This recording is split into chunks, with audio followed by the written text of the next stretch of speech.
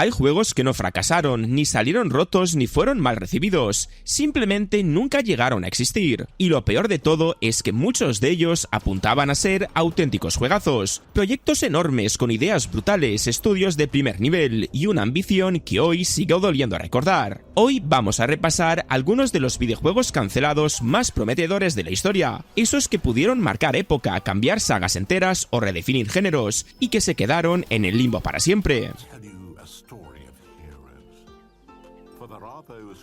Y empezamos con Fable Legends, un intento de reinventar una saga mítica justo cuando Xbox atravesaba una de sus peores crisis de identidad. Para empezar todo esto, hay que entender el contexto. Fable Legends no era un Fable tradicional, no era un RPG clásico para jugar solo durante 40 horas, era un experimento muy ambicioso, cooperativo, asimétrico, pensado para 4 héroes contra un villano que manejaba trampas, enemigos y el ritmo de la partida, algo que en su momento sonaba fresquísimo y muy adelantado a su tiempo. El juego lo estaba desarrollando Lionhead Studios, el estudio de Peter Molyneux, y aunque Molyneux ya no estaba al mando, la visión seguía siendo clara. Un Fable más accesible, visualmente espectacular, con ese humor británico tan marca de la casa, y con un enfoque online que buscaba enganchar durante años, no solo durante un mes. Y aquí empieza el problema. Fable Legends llegó justo en el peor momento posible. Microsoft estaba en plena crisis de identidad con Xbox One, decisiones erráticas, el foco en Kinect, el daño ya hecho frente a PS4 y una presión brutal para recortar gastos y cerrar proyectos que no fueran apuestas seguras. El juego llevaba años en desarrollo, había pasado por varias betas y aunque muchos jugadores lo probaron y hablaron bien de él, desde dentro parecía que Microsoft no veía claro su modelo de negocio. Era free to play, dependía mucho de microtransacciones cosméticas y de mantener una comunidad viva, algo que en 2016 todavía daba bastante miedo a las grandes compañías. Así que Microsoft tomó la decisión más fría posible: cerrar Lionhead Studios y cancelar Fable Legends de golpe, sin margen para reaccionar, sin darle la oportunidad de pulirse o reinventarse, simplemente cortar por lo sano. Lo más triste es que Fable Legends prometía muchísimo. Su apartado visual era brutal, el sistema cooperativo tenía muy buenas ideas, el villano asimétrico era divertido, y hoy, viendo el éxito de juegos como Dead by Daylight o incluso propuestas cooperativas modernas, está claro que Fable Legends llegó demasiado pronto. Después vino 8 Days, un ejemplo clarísimo de promesa enseñada demasiado pronto, un espectáculo técnico que en su día parecía imposible. El juego se presentó en el E3 del 2005 como uno de los grandes bombazos de la PlayStation 3, un título de acción cinematográfica con persecuciones a lo loco, tiroteos masivos y una puesta en escena que parecía sacada de una peli de Michael Bay, coches volando, escenarios destruyéndose y cientos de NPCs en pantalla sin despeinarse, al menos sobre el papel. El problema es que aquel tráiler no representaba un juego real funcionando, era una demostración técnica, un esto es lo que queremos hacer, no, esto es lo que ya tenemos, y ahí empezó la bola a crecer demasiado rápido, porque las expectativas se dispararon y la realidad del desarrollo era mucho más dura. 8 Days estaba siendo desarrollado por SCE London Studios, y el motor tenía que manejar físicas complejas, destrucción, multitudes y acción continua, algo que en los primeros años de la PlayStation 3 era un auténtico infierno técnico. La consola era potente pero dificilísima de programar y exprimir, y muchos estudios se dieron de bruces con la realidad. Según fue avanzando el desarrollo, Sony empezó a ver que el proyecto se alargaba, que requería muchísimos recursos y que no estaba claro que pudiera llegar al nivel que se había prometido. Y aquí entra la parte menos romántica pero más real. Sony decidió priorizar. 8 Days no encajaba ya en su estrategia, no era una saga conocida, no era un proyecto con un camino claro y competía internamente por recursos con juegos que tenían muchas más papeletas de funcionar en el mercado. Así que en 2009, sin hacer mucho ruido, Sony canceló 8 Days y lo hizo sin escándalos, sin dramas públicos, simplemente dejó morir un proyecto que se había vendido demasiado pronto y demasiado grande.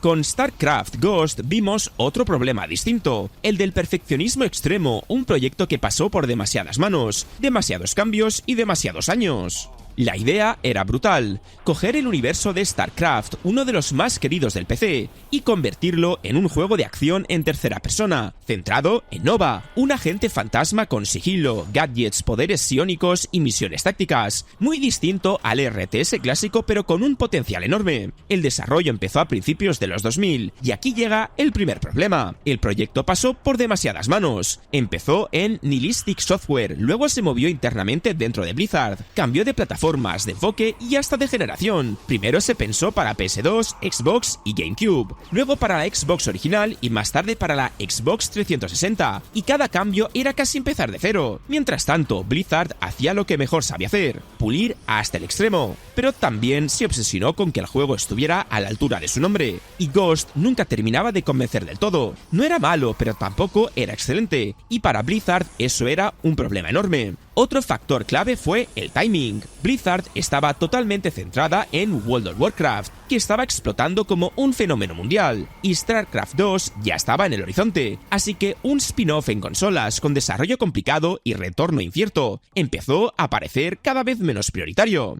El juego entró en ese limbo peligroso llamado desarrollo eterno. No estaba cancelado, pero tampoco avanzaba. Se mostraba en ferias, se hablaba de él, pero nunca se cerraba una fecha. Y finalmente, Blizzard tomó la decisión que siempre toma: si no es sobresaliente, no sale. Y StarCraft Ghost fue cancelado oficialmente en 2014, después de más de una década de idas y venidas. Luego llegamos a Jak 4, un caso donde el estudio simplemente cambió como creador. Naughty Dog venía de cerrar la trilogía principal con Jak 3 y la saga ya estaba en un punto raro, porque empezó como plataformas colorido y terminó tirando más acción seria y urbana. Entonces el siguiente paso era delicado. Si hacías un Jak 4 continuista parecía repetido, y si lo cambiabas demasiado te cargabas la esencia, y aquí entra lo jugoso. En uno de los intentos de Jak 4 se barajó una dirección más realista y más adulta, algo que suena lógico en la época de PS3, pero a nivel de identidad era muy peligroso, porque Jak and Daxter siempre ha tenido ese rollo cartoon con carisma, y cuando lo empujas hacia lo gritty puedes acabar con algo que se siente otra cosa con el nombre de Jak pegado encima. Además, Naughty Dog justo en esos años estaba transformándose por completo. El estudio empezó a enfocarse en juegos con narrativa cinematográfica y producción enorme, y ahí nacen cosas como Uncharted, que básicamente se come el hueco que podría haber ocupado un Jak 4 moderno. Misma necesidad de set pieces, aventuras, ritmo, espectáculo, pero con un tono que encajaba mejor con el mercado del momento y con la ambición del estudio. Deep Down representa la indecisión constante, un juego que Capcom mostró como el futuro, pero que nunca supo qué quería ser exactamente. Se presentó en 2013 como uno de los primeros grandes wow técnicos de la PS4, un RPG de acción con mazmorras, combates muy físicos, animaciones hiperrealistas y una ambición que mezcla de fantasía medieval y ciencia ficción futurista que, sinceramente, en ese momento nos voló la cabeza a todos. El problema es que Deep Down no era un juego cerrado, era más una idea en construcción. Capcom quería hacer algo tipo servicio episódico, muy centrado en repetir mazmorras, loot y progresión online. Algo que hoy no suena normal, pero que en 2013 todavía era terreno pantanoso. Y Capcom no tenía nada claro cómo venderlo ni cómo mantenerlo. A nivel técnico también fue un dolor enorme. El juego estaba construido sobre el motor Fantaray, una tecnología interna que Capcom quería usar como base para el futuro, pero el motor dio muchos problemas, no se adaptaba bien, era caro de mantener y al final fue abandonado en favor del Ray-Engine, que sí funcionó y acabó salvando a la compañía. Mientras tanto, Deep Down entró en silencio absoluto. No se cancelaba oficialmente, pero tampoco avanzaba. Pasaban los años, Capcom renovaba la marca para que no caducara, y cada E3 la gente preguntaba lo mismo: ¿sigue vivo Deep Down? Y la respuesta era siempre humo. Además, Capcom pasó por una etapa muy pragmática. Decidió centrarse en lo que sabía que funcionaba: Resident Evil, Monster Hunter, Street Fighter, y apostar fuerte por Deep Down, que no era una saga conocida y requería una infraestructura online compleja. Dejó de tener sentido a nivel empresarial. Con Gotham by Gaslight el problema fue ser demasiado diferente para su época. Para el que no lo sepa, Gotham by Gaslight estaba basado en el famoso cómic de DC donde Batman existe en la época victoriana. Finales del siglo XIX, con una Gotham oscura, sucia, llena de niebla, faroles de gas y callejones que daban un auténtico mal rollo. Y encima con Jack el Destripador como amenaza de fondo, o sea, el combo era espectacular. El juego lo desarrollaba Day One Studios, los mismos de Fear, y la idea era hacer un Batman mucho más detectivesco, más centrado en investigar crímenes, seguir pistas, interrogar personajes y moverte por una ciudad menos tecnológica y más opresiva, algo que se alejaba bastante del enfoque de acción pura que luego veríamos en Arkham. El problema es que el proyecto nació en un momento complicado. Warner todavía no tenía una estrategia clara con los juegos de Batman, el universo Arkham aún no existía como tal, y apostar por una versión alternativa, oscura y poco mainstream del personaje daba bastante vértigo a nivel comercial. Además, a nivel de desarrollo, el juego era caro y ambicioso. Recrear una Gotham victoriana creíble con sistemas de investigación sólidos y una narrativa potente requería tiempo y dinero. El proyecto se canceló de forma silenciosa, sin anuncios oficiales ruidosos, sin trailers de despedida. Simplemente se archivó y pasó página. Scalebound fue pura ambición descontrolada, una idea increíble que se rompió por fricciones internas, plazos imposibles y expectativas gigantescas. El juego se presentó en 2014 como una colaboración entre Microsoft y Platinum Games, y solo con eso ya había hype, porque Platinum es sinónimo de combates espectaculares, ritmo, locura y juegos que se sienten increíbles al mando. Y encima, Scalebound añadía dragones, fantasía épica, mundo abierto y un protagonista con estilo macarra que rompía con lo típico. La idea era controlar a Drew, un humano en un mundo dominado por criaturas gigantes luchando junto a su dragón Zuban, no como un simple acompañante, sino como una pieza clave del gameplay, con órdenes en tiempo real, ataques combinados y una sensación de estar peleando siempre en inferioridad frente a enemigos enormes. Y sobre el papel eso sonaba a juegazo instantáneo. El problema es que el desarrollo fue un auténtico caos. Scalebound era muy ambicioso, demasiado. Mundo abierto, cooperativo online, combates a gran escala, sincronización con la IA del dragón y todo esto además pensado como exclusivo potente de la Xbox One.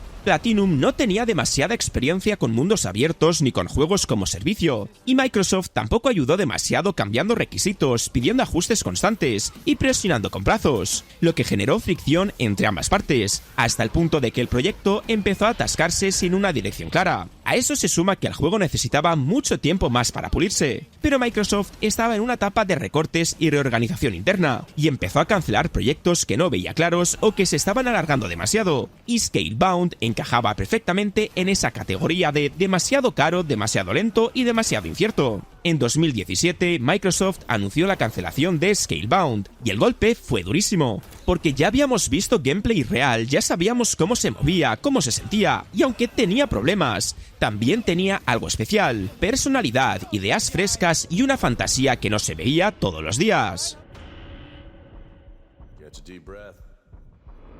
Y Star Wars 1313 murió por una compra empresarial, no por diseño ni por falta de calidad. El juego se presentó en 2012 y desde el primer momento dejó a todo el mundo loco. Acción en tercera persona, tono adulto, disparos, coberturas, persecuciones y una ambientación brutal en los niveles más bajos de Coruscant, el famoso nivel 1313, un sitio oscuro, criminal, lleno de mercenarios, droides chungos y mafias galácticas. Nada de Jedis luminosos ni épica clásica, aquí eras un cazarrecompensas sobreviviendo como podía. Lo mejor es que Star Wars 1313 apuntaba a ser muy cinematográfico, con animaciones realistas, personajes creíbles y una narrativa más cercana a Uncharted pero en el universo de Star Wars, algo que muchísima gente llevaba años pidiendo, un Star Wars serio, más crudo, más sucio y diferente. Y aquí llega el golpe. En 2012 Disney compra Lucasfilm, y con esa compra llega una limpieza brutal de proyectos. LucasArts prácticamente se desmantela como estudio interno, se cancela todo lo que estaba en desarrollo y se decide que Star Wars pasará a licenciarse a estudios externos, y Star Wars 1313 se queda en medio del tsunami. El proyecto pierde a su director creativo, se replantea incluso la idea de que el protagonista fuera Boba Fett, pero sin un equipo sólido, sin una dirección clara, y con LucasArts ya tocada de muerte, el juego entra en coma absoluto. Disney no quería riesgos, quería controlar la marca, reorganizarla y empezar de cero con una estrategia nueva. Y un juego caro, adulto, sin Jedis y con un desarrollo avanzado pero incompleto no encajaba en ese nuevo plan. Lo más doloroso es que Star Wars 1313 ya tenía gameplay real, Montreal. No era solo un tráiler bonito, se veía sólido, tenía ritmo, tenía identidad y sobre todo tenía un enfoque que hoy sabemos que habría funcionado, porque el público estaba más preparado para un Star Wars distinto.